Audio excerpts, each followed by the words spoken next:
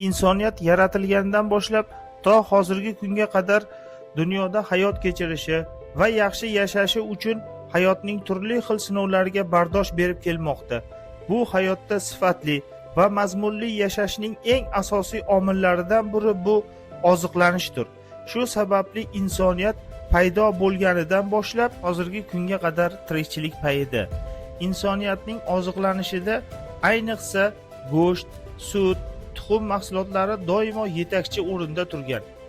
Insonlar dastlab jamoa bo'lib yashashgan va asosan hayvonlarni ovlab, tutib kelib iste'mol qilishgan va zamonlar takomillashib, yovvoyi hayvonlarni asta-sekinlik bilan xonakilashtirish, ya'ni uy hayvonlariga aylantirish boshlangan.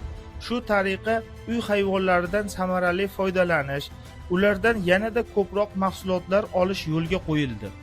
Jun, teri, go'sht, sut va tuxum mahsulotlari shular jumlasidandir.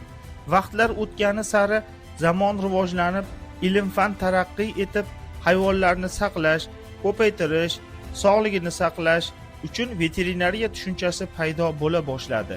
Veterinariya so'zi lotincha veterinarius so'zidan olingan bo'lib, mol boquvchi yoki hayvonlarni davolovchi ma'nolarini anglatadi. Hozirgi kunga kelib insoniyat hayotida veterinariyaning o'rni beqiyosdir. Shu jumladan bizning mustaqil O'zbekistonimizda ham veterinariyaga alohida e'tibor beriladi. Respublikamizda hayvonlar sog'ligini himoya qilish uchun keng ko'lamli ishlar tashkil etilmoqda. Biotek MChJ tomonidan tashkil etilgan o'quv seminari ham aynan respublikamizda chorvachilikni rivojlantirish uchun xizmat qiladi degan umiddamiz.